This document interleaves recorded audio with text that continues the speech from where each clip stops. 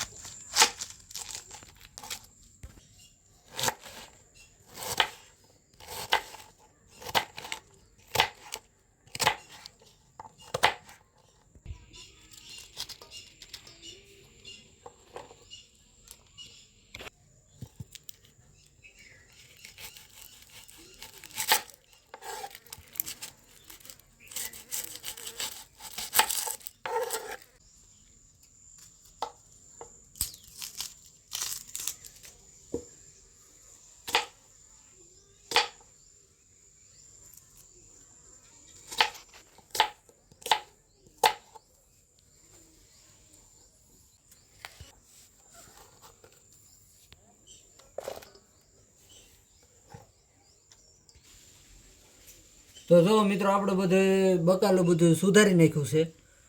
તો હવે આપણે કુકરમાં લઈ લઈશું.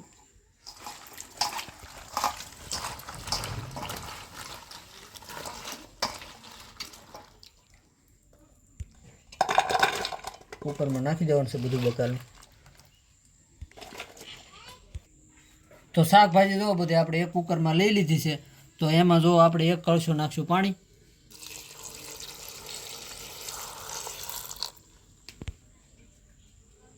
એક ચમચી નાખશું હળદર, 2 નાની ચમચી નાખશું નિમક,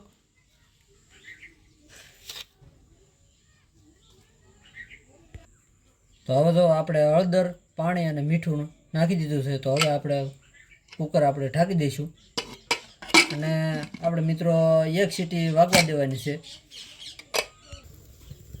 તો જો મિત્રો આપણો ચૂલો જગી ગયો છે. તો હવે આપણે કુકર મૂકી દઈશું ચૂલા ઉપર.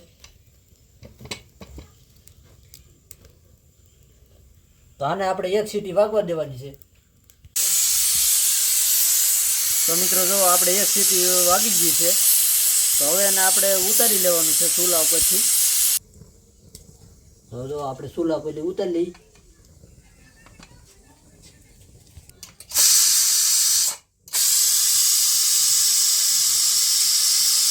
તો મિત્રો જો હવે આપણે ઢાંકણું ખોલી લઈશું કુકરનું. તો મિત્રો ઢાંકણું ખોલી લીધું અને બકાલું પણ આપણું સરસ સડી ગયું છે. તો હવે એને આપણે ખમણી લેવાનું છે આવી રીતના.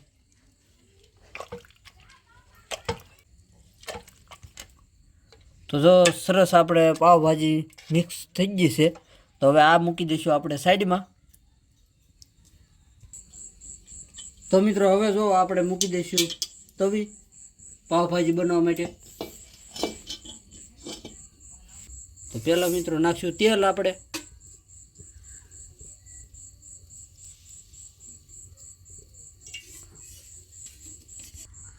તો મિત્રો જો આપણું તેલ ગરમ થઈ ગયું છે. તો હવે પહેલાં જો આપણે નાખશું જીરું,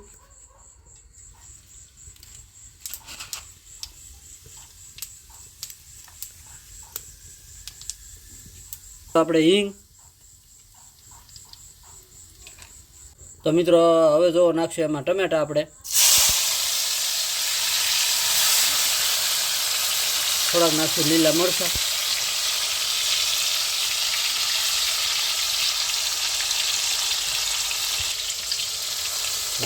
આપણે આવી રીતના ટમેટા વ્યવસ્થિત રીતે આપણે એને સળી જવા દેવાના છે.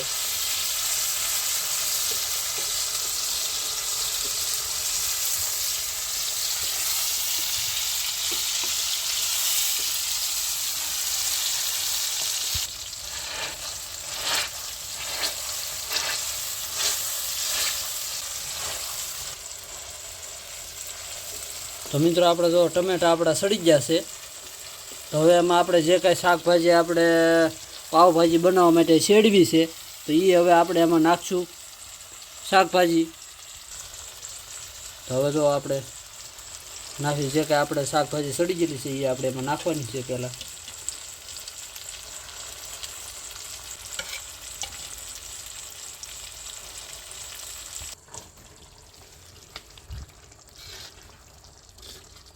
મિત્રો જો ભાજી આપણી સડી ગઈ છે. તો હવે એમાં આપણે મરચું ને આદું ને એવું બધું નાખવાના છે.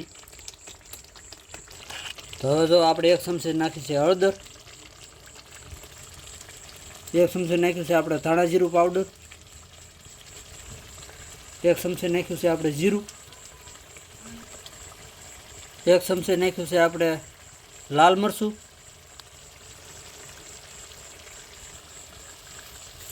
થોડુંક નાખ્યું આપણે મીઠું. મીઠું તમે તમારી મીઠાઈ પ્રમાણે નાખજો. હવે એમાં નાખ્યું છે આદુ લસણની પેસ્ટ. જે કે આપણે મસાલા નાખ્યા એ બરોબર આપણે પાવભાજીમાં આપણે પાકી જવા દઈશું.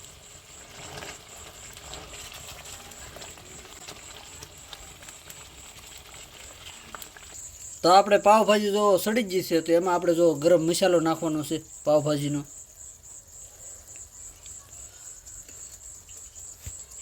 તો હવે જો આપણે એમાં લીલા ધાણા,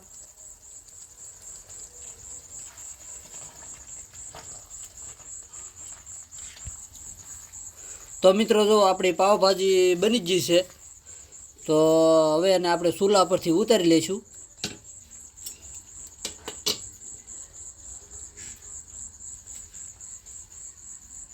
તો આપણે અહીંયા ઉતારી લીધી છે.